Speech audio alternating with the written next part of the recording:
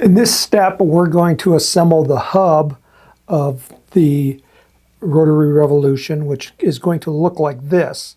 Now, previously, the old version of the kit used a hub that was made out of plywood, and it took 4 videos to make this hub. Now, this new one is all 3D printed, and it's going to go really quick. So we're going to start with the nose cone. And you'll notice that on the inside, you'll see a post. And we're going to take the graphite dowel and we're going to put it in there. Now, it has a stop on it, so it's only going to go in so far. And what we're going to do is we're going to glue it in this position. And if you look closely, you'll see that there's a hole on one side of the post, and that's for the glue. So you're just going to take your super glue and you're just going to put a drop into that hole. I'm using thin here. And it's done. And the reason we put it on the side is so that we don't get a fillet on the bottom, because we want that pretty flat. So go ahead and inspect that. And just blot up any excess glue. And I'm also going to take just a drop of the super glue accelerator and just put it on that hole as well. That's going to lock it in place. All right, so our graphite rod is on there, and you can spin it around, and it should be fairly straight. It doesn't matter too much if it's not, but we do want it straight. Next, we're going to take the hub, and you'll notice that it's on a raft. So these are 3D printed, and this is the part that it's attached to the plate when it's 3D printed. And all the little pieces are attached. So you're just going to snap those off like this. Now, don't lose them. That's why we put them on there. But we want to get to this big piece. And you'll just break that off as well. Keep all those other pieces there. Now this is ready to go, so you'll just put that through the hole, and you'll see that it spins nice. And just slide it all the way up to the top. Make sure that that glue is dry, because we don't want to lock it in place. And then there was this little tube, and it has a hole in it. There's a couple of them in case one rolls off on you. We're going to put that on the graphite shaft as well.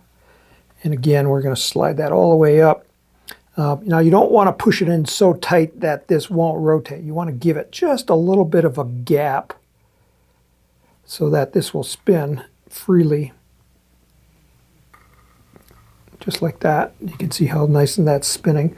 Now this time, and we're going to glue this into place, but this time, instead of using the thin, we're going to use thick, because we don't want the glue to use capillary action and get under there and lock this hub into place. So this time we're just going to put a drop of this, and this is not going to wick underneath. And again, you can just blot up any excess. Just a touch is all it takes to lock it in place. And again, I always take just a drop, put that on there. All right, so what took 4 videos, we're done. So I'll continue on. So previously we had built the tube, and it had the shock cord in it. Now I want to take this shock cord, and I want to put a little bit of super glue on the end. Oops, don't put it on the table. And I wanted to put that on there just to give it a spot where it won't fray.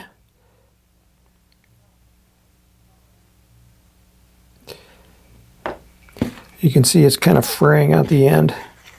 So it's nice and stiff right there. And I'm going to take my knife and I'm going to cut that off so I have a nice crisp edge. Now you'll notice that this shock cord is pretty long.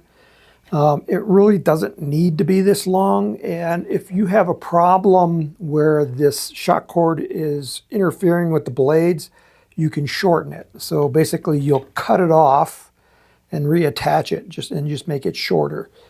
But what we want to do is we want to put some thick CA glue on the rod. Come on. So I got like way too much. I just want just a film. And I want to take this, and this is where you're going to stick yourself to the blades. I wish I had a piece of plastic here. But basically you just want to stick it like that. Then we're going to take the thread that's in the kit, and this is just a little piece of thread, and we're going to tie a overhand knot, and we want to put that knot right on the end, oops, of the thread, like that. Okay, then we're going to take just a drop of CA glue, just touch it on that knot. Now it's just locked in place. Okay, and then this little excess pigtail, we'll cut that off.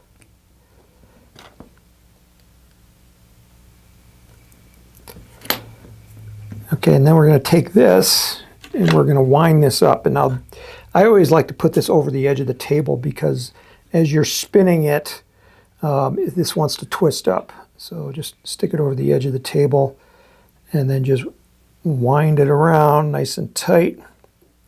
And this is going to lock that shock cord against the tube and pretty much make it permanent. Now, like I said, if you need to make your shock cord shorter, you can cut it off. And what I do then is just take a knife and just scrape off anything that remains on the graphite shaft. It will come off pretty easy.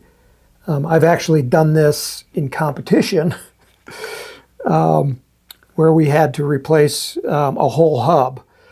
So I just cut it off and reattached after replacing the hub.